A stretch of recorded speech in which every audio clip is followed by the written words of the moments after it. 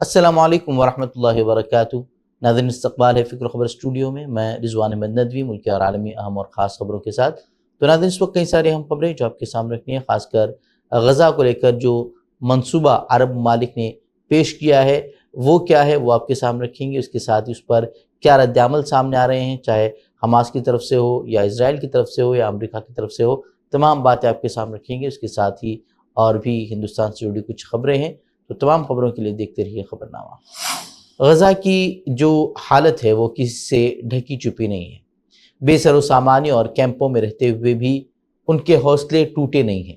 جنگ بندی کے فوراً بعد یہاں تعلیمی سرگرمیاں بحال کرنے کی کوششیں شروع ہو گئی ہیں۔ وہی رپورٹ کے مطابق نیا مختصر تعلیمی سال شروع کیے جانے کے بعد 1.5 لاکھ سے زائد طلباء نے 165 سرکاری اسکولوں میں داخلہ لیا ہے۔ ان میں سے آدھے سے زیادہ اسکول 3 شفٹوں میں کام کر رہے ہیں تاکہ زیادہ سے زیادہ طلباء کو تعلیمی مواقع فراہم کیے جا سکے۔ وہ اس عمل میں 7,000 سے زائد اساتذہ کو متحرک کیا گیا ہے۔ یہ پیش رفت ایک ایسے وقت میں سامنے آئی ہے جب غزہ میں تعلیمی نظام کو شدید تباہی کا سامنا ہے، مگر اس کے باوجود فلسطینی عوام بچوں کے تعلیمی مستقبل کو محفوظ بنانے کے لیے جدوجہد کر رہے ہیں۔ وہ ایک اہم خبر جو عالمی ہیڈ لائن بنی ہوئی ہے، امریکی صدر ڈونلڈ ٹرمپ کے غزہ پر امریکہ کے قبضے اور اسے مشرق وسطیٰ کے ریویرا میں تبدیل کرنے کی تجویز کے جواب میں عرب ممالک نے غزہ کی تعمیر نو کے مصری منصوبے کو منظور کر لیا ہے۔ قاہرہ میں سربراہی اجلاس میں غزہ کے تعمیر نو کے لیے عرب رہنماؤں کی جانب سے $53 بلین کے منصوبے کی توثیق کی گئی ہے۔ سربراہی اجلاس میں لیے گئے فیصلوں کا حماس نے خیر مقدم کیا ہے، جبکہ اسرائیل اور امریکہ نے اسے مسترد کر دیا ہے۔ امریکہ اس پر کیا کہہ رہا ہے اس پر آگے بات کریں گے، لیکن اس سے پہلے مصر نے کیا کہا ہے، یہ آخر منصوبہ ہے کیا، اس منصوبے کو لے کر اس پر جو ہے ایک نظر کریں گے۔ سربراہی اجلاس کے بعد ایک سوشل میڈیا پوسٹ میں سیسی نے کہا کہ وہ ٹرمپ، دیگر عرب ممالک اور عالمی برادری کے ساتھ مل کر کام کرنے کے منتظر ہیں، ایک ایسا منصوبہ اپنانے کے لیے جس کا مقصد مسئلہ فلسطین کے جامع اور منصفانہ تصفیے کے لیے ہو، جس سے اسرائیلی فلسطینی تنازع کی بنیادی وجوہات کو ختم کیا جائے، فلسطینی خطے کے لوگوں کی سلامتی اور استحکام کی ضمانت بھی دی جائے اور فلسطینی ریاست قائم کی جائے۔ آخر مصر کی جانب سے پیش کیا گیا منصوبہ ہے کیا، اسے ہم 10 پوائنٹ میں سمجھنے کی کوشش کریں گے۔ پہلا پوائنٹ یہ ہے کہ مصر کا جو منصوبہ ہے وہ 2030 تک غزہ کی آبادی کو ہٹائے بغیر تعمیر نو کی پیشگوئی کرتا ہے۔ دوسری بات یہ کہ پہلے مرحلے میں اسرائیل کی بمباری اور فوجی کارروائیوں سے بچ جانے والے غیر پھٹنے والے ہتھیاروں کو ہٹانے کا کام شروع کیا جائے گا۔ اس کے بعد تیسرے نمبر پر 50 ملین ٹن سے زیادہ ملبے کو صاف کرنے کا کام شروع کیا جائے گا۔ پھر چوتھے نمبر پر ملبے کو ریسائیکل کیا جائے گا، اس میں سے کچھ کو غزہ کے بحیرہ روم کے ساحل پر زمین کو پھیلانے کے لیے استعمال کیا جائے گا۔ وہیں تعمیر نو کے دوران غزہ کی آبادی کے لیے لاکھوں عارضی ہاؤسنگ یونٹس قائم کیے جائیں گے۔ اور پانچویں نمبر پر اگلے برسوں میں منصوبہ مکمل طور پر پٹی کو نئی شکل دینے، قابل تجدید توانائی کے ساتھ پائیدار، سبز اور چلنے کے قابل رہائش اور شہری علاقوں کی تعمیر کا تصور کرتا ہے، اور زرعی زمینوں کی تزئین و آرائش کرے گا، اور صنعتی زون اور بڑے پارک ایریا جو ہے وہ بنائے جائیں گے۔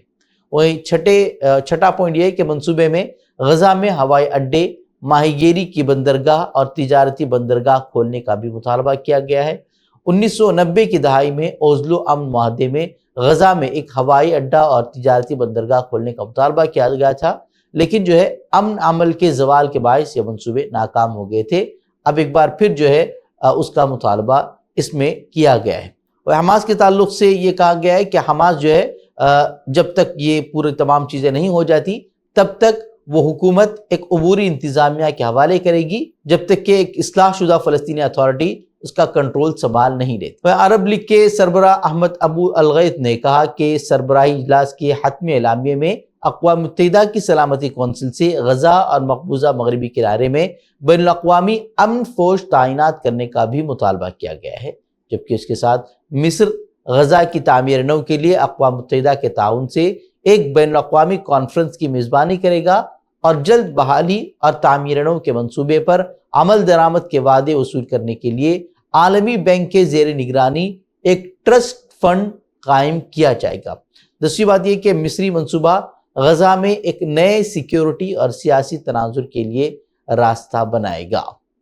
وہ اسرائیل نے غزہ میں فلسطینی اتھارٹی کے لیے کسی بھی کردار کو مسترد کرتے ہوئے امریکہ کے ساتھ مل کر حماس سے تخفیف اسلحہ کا مطالبہ کیا ہے، اور امریکہ نے عرب رہنماؤں کے تجویز کو مسترد کر دیا ہے، یہ دعویٰ کرتے ہوئے کہ یہ تجویز اس حقیقت کو تسلیم کرنے میں ناکام ہے کہ غزہ اب ناقابل رہائش ہو چکا ہے۔ ان کے مطابق یہ علاقہ ملبے اور نہ پھٹنے والے ہتھیاروں سے بھرا پڑا ہے، جس کی وجہ سے وہاں کے رہائشیوں کے لیے زندگی گزارنا ناممکن ہو چکا ہے۔ حیرت کی بات یہ کہ غزہ پر اسرائیل کی تباہ کن بمباری کو روکنے کے بجائے، اسرائیلی اقدام کو غلط ٹھہرانے کے بجائے، امریکی قومی سلامتی کے ترجمان نے ڈونلڈ ٹرمپ کے اس منصوبے کا اعادہ کیا جس کے تحت غزہ کو حماس سے پاک کرنے کی بات کی گئی ہے۔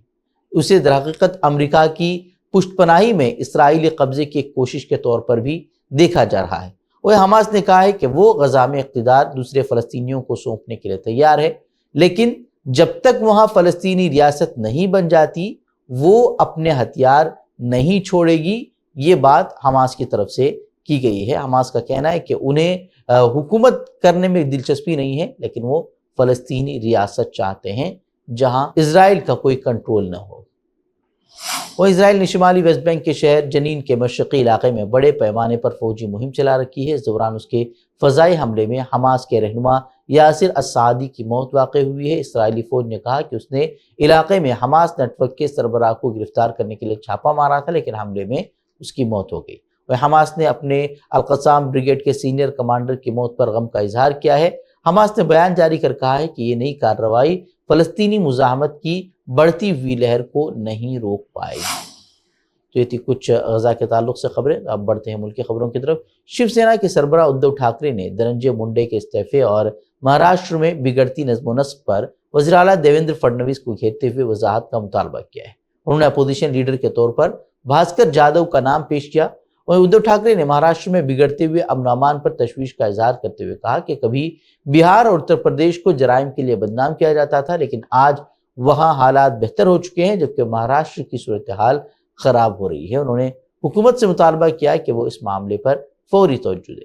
ٹھاکرے نے حکومت پر نظم و نسق کے بگڑتے حالات سے چشم پوشی کا بھی الزام لگایا اور فوری اقدامات پر زور دیا۔ تمل ناڈو کے نائب وزیر اعلیٰ ادے ندھی اسٹالن نے بی جے پی حکومت پر اقلیتوں کو نشانہ بنانے کا الزام لگایا۔ چنئی میں وقف بورڈ کی افطار تقریب سے خطاب میں انہوں نے دراوڑ تحریک اور مسلم برادری کے تعلقات پر روشنی ڈالی اور سی اے اے کے خلاف ریاستی اسمبلی میں منظور قرارداد کا بھی ذکر کیا۔ انہوں نے الزام لگایا کہ بی جے پی حکومت مسلمانوں کو دبانے کی کوشش کر رہی ہے اور ان کی جائیدادوں پر قبضہ کرنا چاہتی ہے۔ انہوں نے کہا کہ مرکز وقف ایکٹ میں ترمیم کے ذریعے مسلمانوں کی وقف املاک کو ہڑپنے اور وقف بورڈ میں غیر مسلم ارکان کو شامل کرنے کا منصوبہ بنا رہا ہے، جس کی ڈی ایم کے کی حکومت سختی سے مخالفت کرے گی۔ انہوں نے خبردار کیا کہ اگر وقف ایکٹ میں ترمیم کی گئی تو یہ مسلمانوں کے مفادات کے لیے نقصان دہ ہوگا۔ ساتھ ہی نئی تعلیمی پالیسی اور ہندی تھوپنے کے خلاف بھی مرکز کو انہوں نے خبردار کیا۔ وہ چندی گڑھ میں کسانوں نے آج سے احتجاج شروع کرنے کا اعلان کیا ہے۔ وہیں اس سے قبل ہی پنجاب حکومت نے سخت کارروائی کرتے ہوئے کئی کسان رہنماؤں کو حراست میں لیا ہے اور انہیں نظر بند کر دیا ہے۔ کسانوں نے حکومت کے خلاف آج پنجاب بھر میں وزیر اعلیٰ بھگونت مان کے پتلے جلانے کا اعلان کیا ہے۔